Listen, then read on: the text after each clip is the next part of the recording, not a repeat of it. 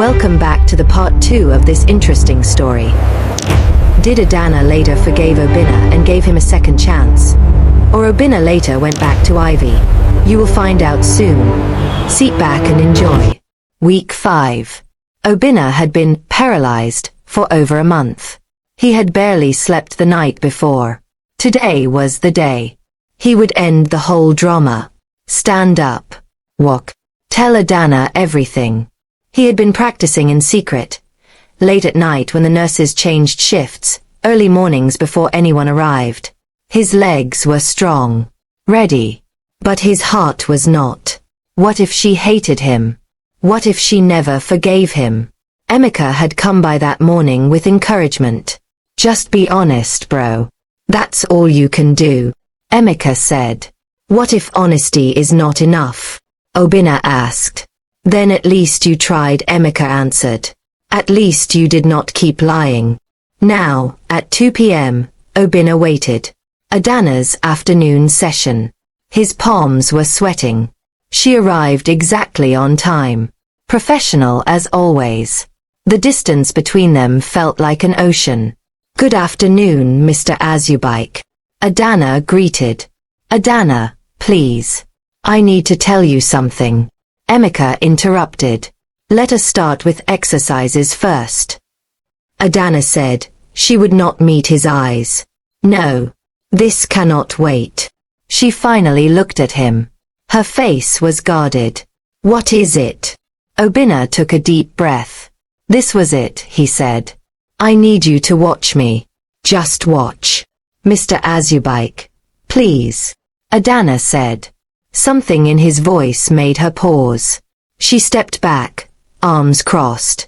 Waiting. Obinna gripped the sides of the bed. His heart hammered in his chest. This was it.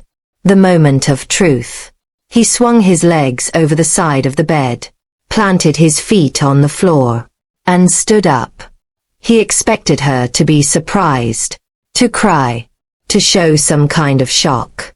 Instead, Adanna just stood there, her face completely still, unreadable.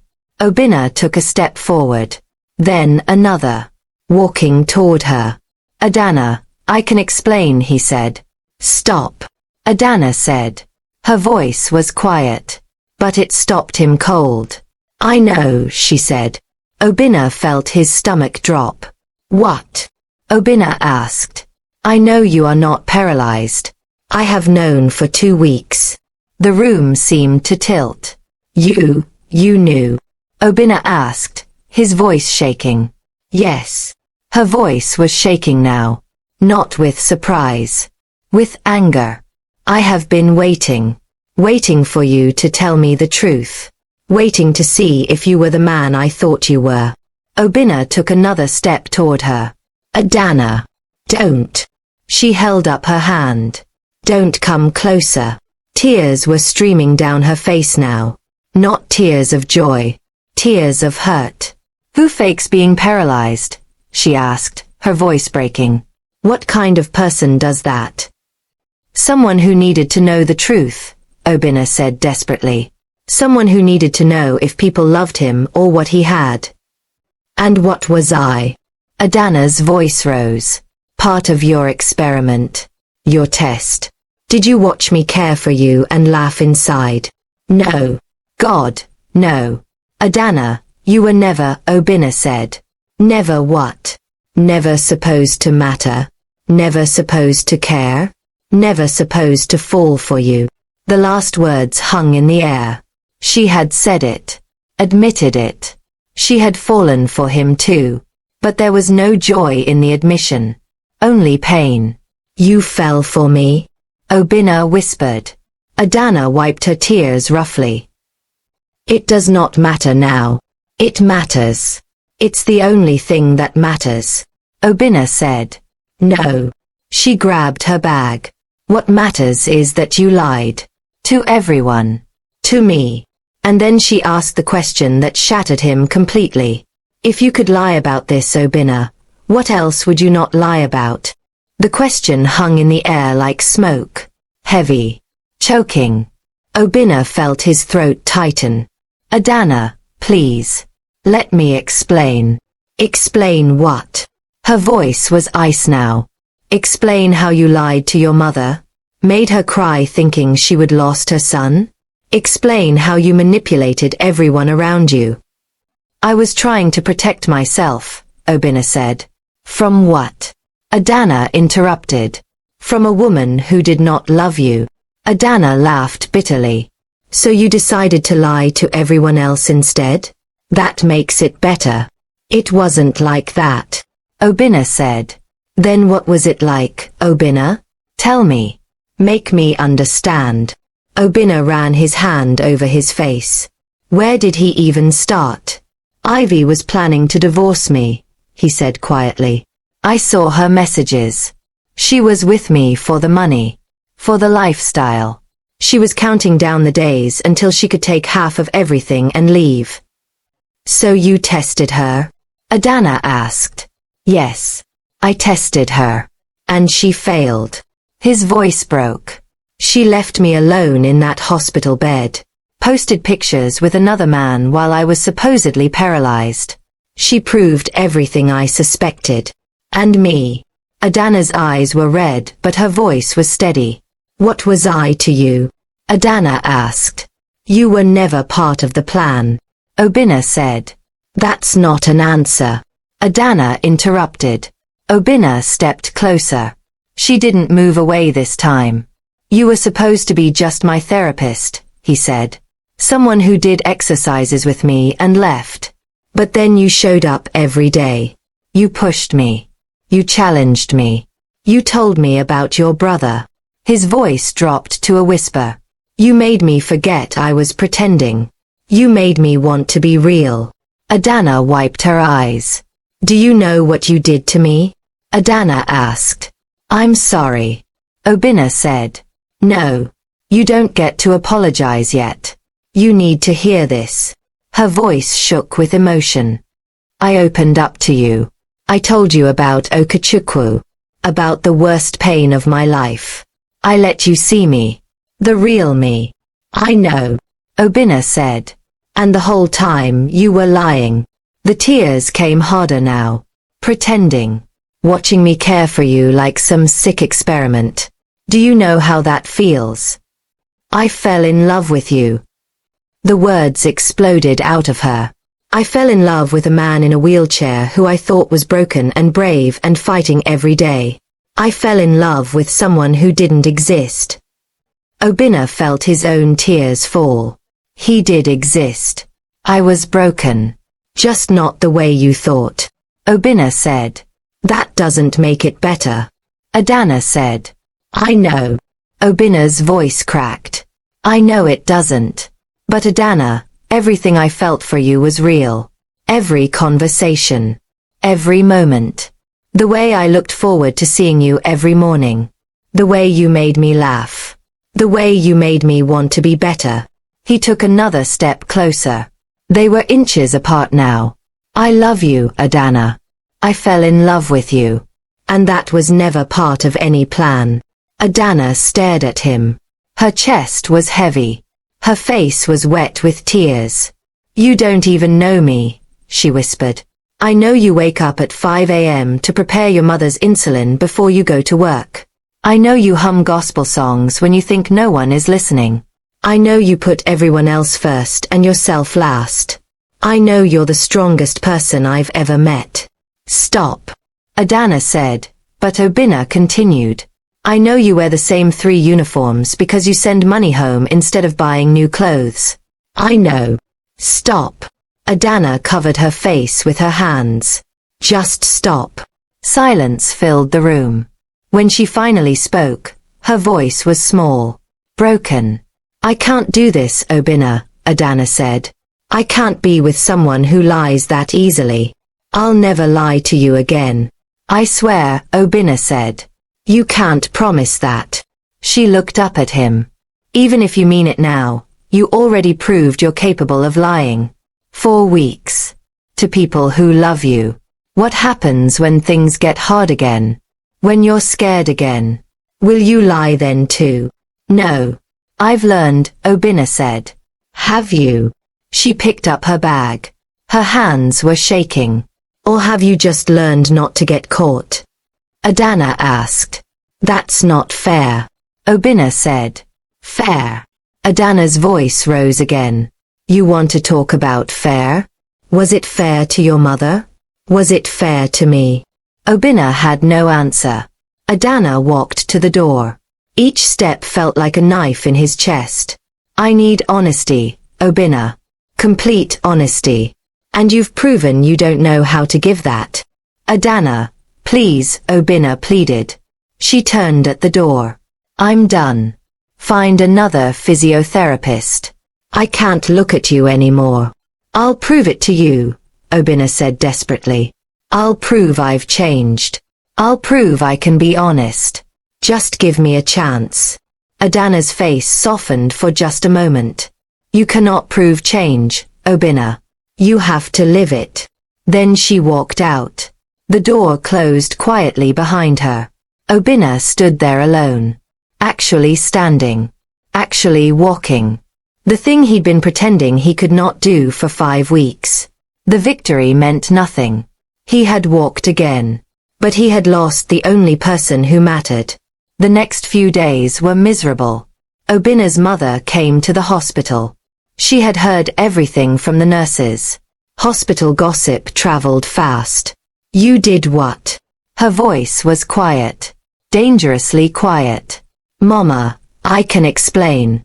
The slap came hard and fast. It echoed in the hospital room. You made me cry. Her voice broke. You made me think I would lose my son. I prayed every night. I begged God to heal you. And you were fine the whole time. I'm sorry. Sorry. She was crying now. Angry tears. Do you know what you put me through? Your sisters cried themselves to sleep. Your father's friends came to encourage me. And it was all a lie. Obinna had never seen his mother this hurt. This angry.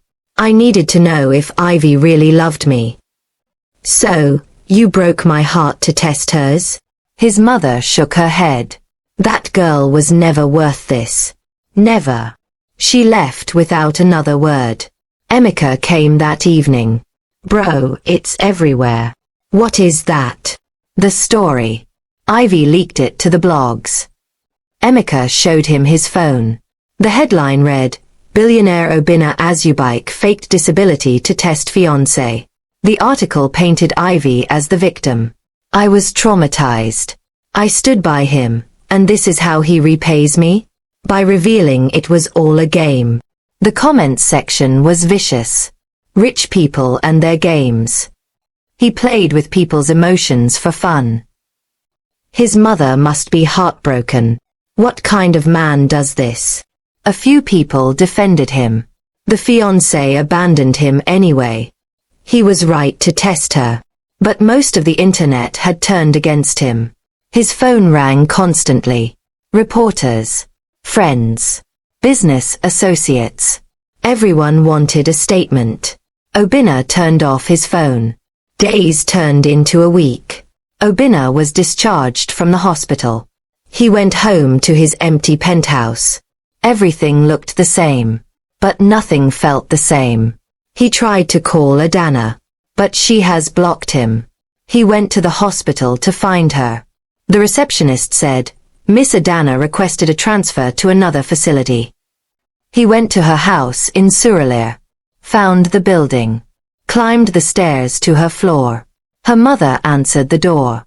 An older woman with kind eyes that turned cold when she recognized him. Adanna does not want to see you, she said. Please, Ma. Just 5 minutes, Obinna pleaded. You hurt my daughter. She cried for 3 days. The woman's voice was firm. Leave her alone. The door closed in his face. Obinna stood in the corridor trying to call Adanna. Then he went back to his car.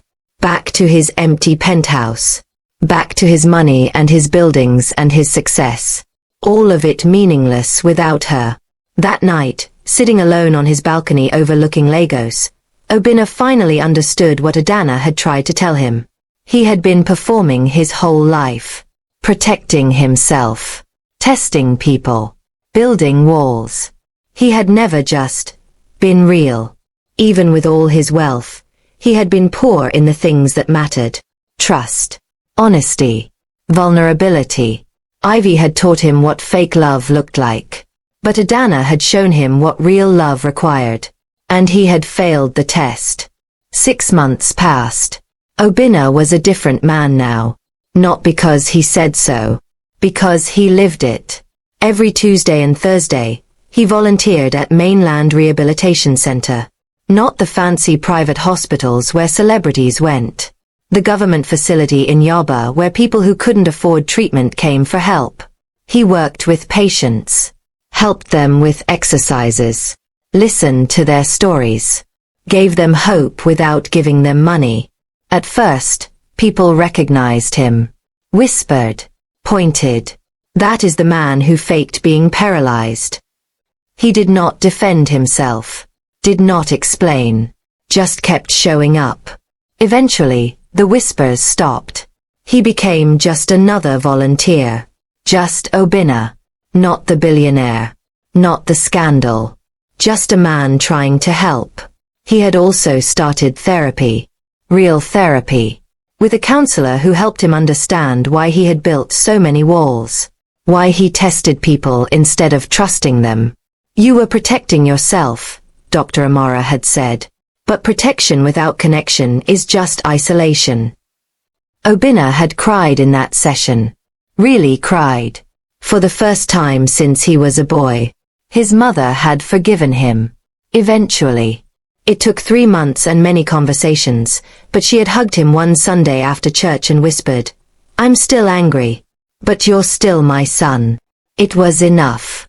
Now, on a Thursday afternoon in June, Obinna was at the rehabilitation center helping a new patient. A young man, maybe 22, angry and hopeless. "I cannot do this," the young man said, slumping in his wheelchair. "Yes, you can," Obinna replied. "You don't understand," the man said.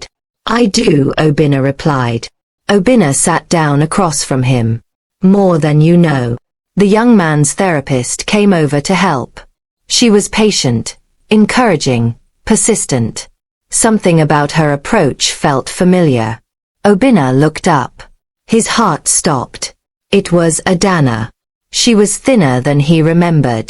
Her face looked tired. But she was still the most beautiful woman he had ever seen. Their eyes met across the room. Time froze. Neither moved. Neither spoke. Then Adanna broke the gaze and turned back to her patient. But Obinna saw it. The slight pause. The catch in her breath. The way her hand trembled just a little. She had felt it too. After the session, she walked toward the exit. Obinna stood up. "Miss Okafor." She stopped. Turned slowly. "Mr. Azubuike." Her voice was professional. Guarded. "I heard you volunteer here now." "I do. Every Tuesday and Thursday." "That's good." Awkward silence stretched between them. A canyon of unsaid words. "How have you been?" Obinna asked. "Fine. Busy. You?" "Better. Different." He paused. "I have been working on myself." Adanna nodded. "I can see that." Another pause. "I transferred here 3 months ago," she said quietly. "I didn't know you volunteered here. I did not know you would be transferred. I needed a change. Fresh start." "Me too," Obinna said. The young patient called out. "Miss Adanna, will you be here tomorrow?" "Yes, Emmanuel. I'll be here." She turned back to Obinna. "I should go," she asked. "Wait." Obinna took a breath. "I'm not asking you to forgive me. I just wanted you to know. You were right. About everything. And I'm trying to live differently now." Adanna studied his face. Really looked at him. Saw the changes. The humility. The sincerity. "I'm glad, Obinna. Truly." She started to walk away. "I'm here every Tuesday and Thursday," Obinna said. In case you ever want to talk." Adanna paused at the door, looked back. I'm here those days too, she said. It was not forgiveness. It was not a promise. But it was something different. Over the next few weeks, they fell into a rhythm. Not a relationship. Not even a friendship yet. Just presence. They worked with patience together. Obinna with his lived experience. Adanna with her professional expertise. They made a good team. During breaks they talked. Carefully. About safe things at first. The patients. The weather. Lagos traffic. Then, slowly, about real things. I've been seeing a therapist, Obinna said one afternoon during coffee time. Adanna looked surprised. Really? She asked. Yes, Obinna replied. Dr. Amara. She's helping me understand why I did what I did. Why I couldn't just trust anyone. And, what have you learned? Adanna asked. That I have been scared my whole life. Scared that people only wanted what I had. So, I tested everyone. Pushed them away before they could hurt me. That must be exhausting, Adanna said. It was. It is. He looked at her. I'm trying to be different now. Actually different, not just saying it.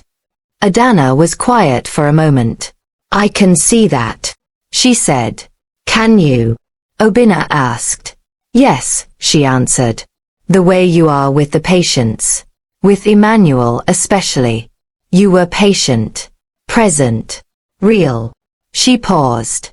It's different from before. Before, I was performing.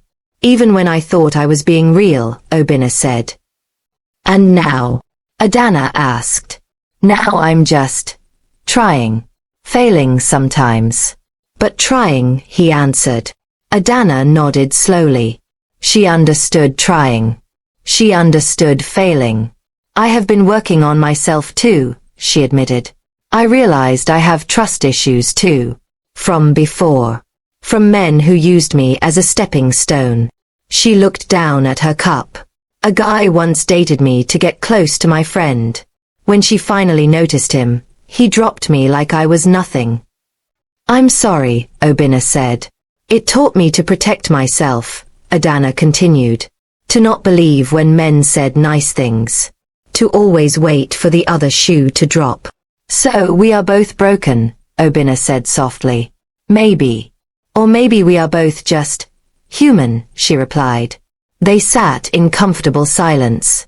This was different from before. No pretense. No performance.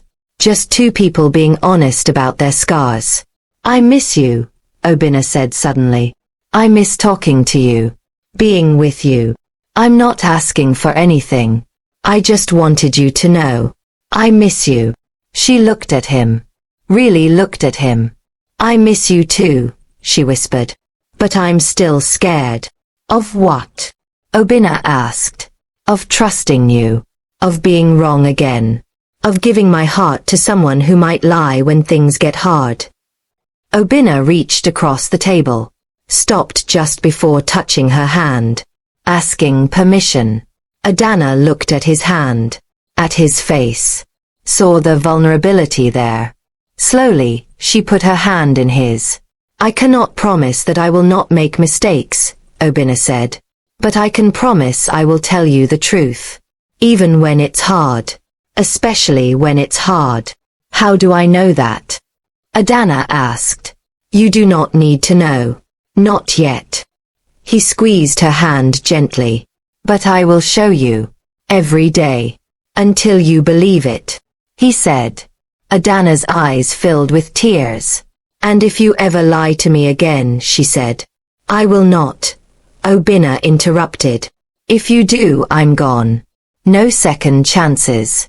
No explanations, she said. I understand, Obinna said. She pulled her hand back. But she was smiling. Just a little. Okay. We can try. Slowly, she said. Obinna felt hope bloom in his chest for the first time in months. Thank you, he said. Do not thank me yet. You have a lot to prove, she said. I know. And I will, Obinna replied. 3 months later, something beautiful was growing. Obinna and Adanna were together. Really together. But it was nothing like his relationship with Ivy. There were no luxury restaurants every night. Instead, they ate suya by the roadside and talked for hours. No Instagram posts. Adanna still did not care about social media. And Obinna had learned that the best moments were not meant to be performed. She met him in his world. Came to his construction sites, asked intelligent questions about his projects, gave honest opinions. He met her in hers. Had dinner with her mother in their small flat in Suralere, attended midweek service at her church, learned to enjoy simple jollof rice more than 5-star meals. She did not change for him. Still wore simple clothes. Still worked 2 jobs. Still sent money home. He did not want her to change. That was exactly why he loved her. One Thursday afternoon at the rehabilitation center, Emmanuel, the angry young patient, took his first steps. The entire room erupted in cheers. Emmanuel's mother collapsed in grateful tears. But Emmanuel looked directly at Obinna and Adanna, standing side by side. "Thank you," he said, his voice shaking. "Both of you. You showed me what real strength looks like." He paused. "And what real love looks like." Obinna and Adanna looked at each other. Both had tears in their eyes. After the session, Obinna asked Adanna to stay back. "I want to show you something," he said. He led her to the children's therapy wing. Opened the door. The room had been completely renovated. New equipment. Bright colors. Everything state-of-the-art. "What is this?" Adanna whispered. "It's the beginning," Obinna said. "I am starting a foundation. Second Chances Rehabilitation Center. Free therapy for people who cannot afford it." Adanna's hand flew to her mouth. "But I need someone to run it. Someone who understands what these patients need. Someone who believes in second chances." He turned to face her. "Will you do it?" Obinna asked. "But before you answer, there's something else." Obinna interrupted. He got down on one knee. Adanna's breath stopped. 6 months ago, I asked someone to marry me in a fancy restaurant with cameras everywhere. It was a performance. A show. Obinna's voice was steady. "Sure. This is not that." He pulled out a simple ring. No giant diamond. Just a beautiful, modest band. "Adanna Okafor, I'm asking you here. In this place where broken people come to heal. Where I learned what real strength is. Where you taught me what real love requires." Tears streamed down Adanna's face. "I'm not promising you luxury. I'm not promising you perfection. I'm promising you honesty. Every day. Even when it's hard.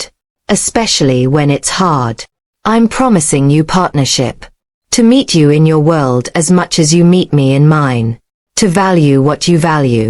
To see what you see." He took a breath. "I'm promising you real love.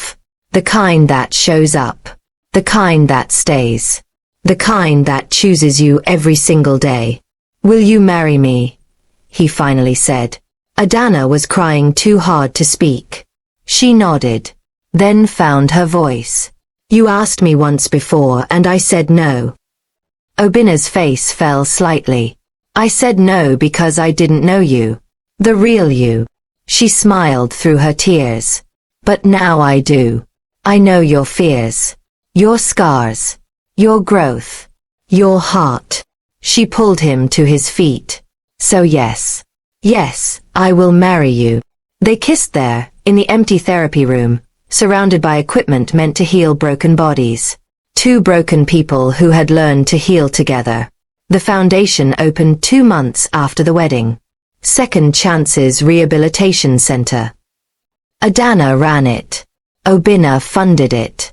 Together, they helped hundreds of people who could not afford therapy. Emmanuel was their first volunteer. Walking now. Strong now. Giving back. This is the end of this story. Thank you so much for watching till this point. Please spread the love by liking and sharing the video. Also try to subscribe to the channel.